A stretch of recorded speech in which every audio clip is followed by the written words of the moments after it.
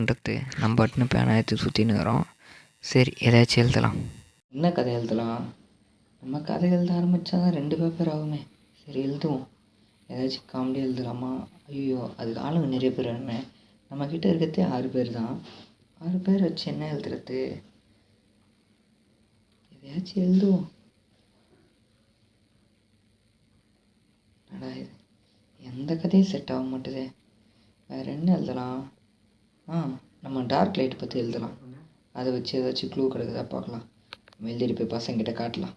என்ன, யார் அது லைட் ஆஃப் பண்ணது?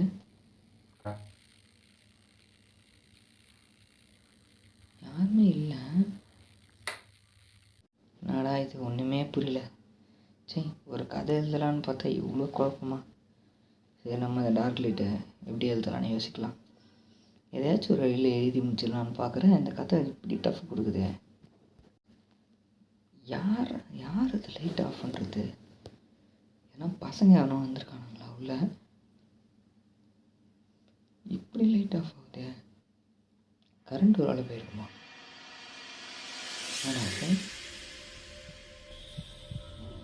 மாறி இருக்கு. லைட்டில் ஏதாச்சும் ப்ராப்ளமா? இந்த லைட் இப்போ தானே புதுசாக போட்டோம். இருக்க மாதிரி இருந்தது. திரும்பி பார்த்தா யாருமே காணோம்.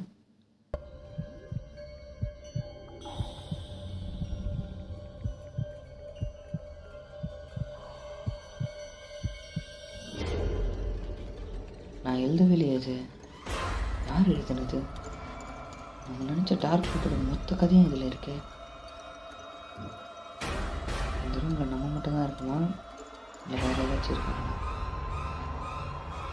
வெறும் ஒயிட் பேப்பரை வச்சிருந்தது எப்படி இது மொத்தம்?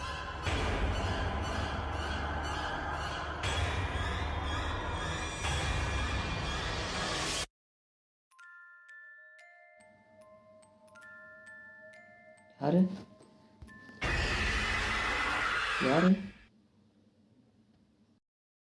பேப்பரால் தான் பிரச்சனை. இதை கசிக்கு போட்டுடலாம்.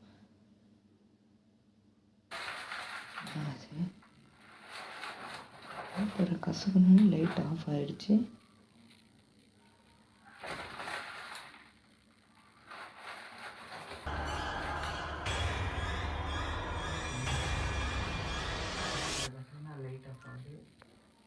இந்த கதையில் தான் எதுவும் இருக்குது. இந்த கதையை எழுதணும்னு நினச்சோம் நம்ம, ஆனால் கம்ப்ளீட்டே பண்ணல. நம்ம பின்னாடி திரும்பி பார்க்கும்போது நம்ம பேப்பரில் ஃபுல்லாக கரெக்டாக இருக்குது. இதில் யார் எழுதுனா? இந்த கதையை என்னை பற்றி துள்ளி கூட ஞாபகம் இல்லை. பேர் மட்டும் தான் டார்க் லைட்னு நினச்சேன். மற்றபடி ஒன்றுமே எனக்கு தெரியாது.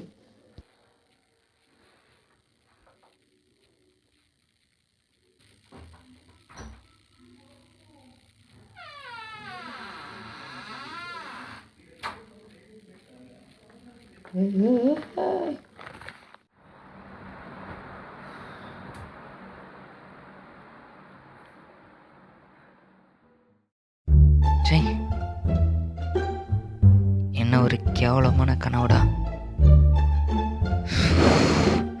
சரி, டைம் நான் ஏதாச்சும் பார்க்கலாம் ஃபோனில்.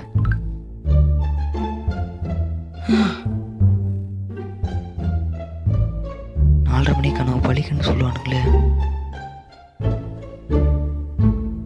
இந்த நிலைமை எதிரி கூட வந்துடக்கூடாதுடா.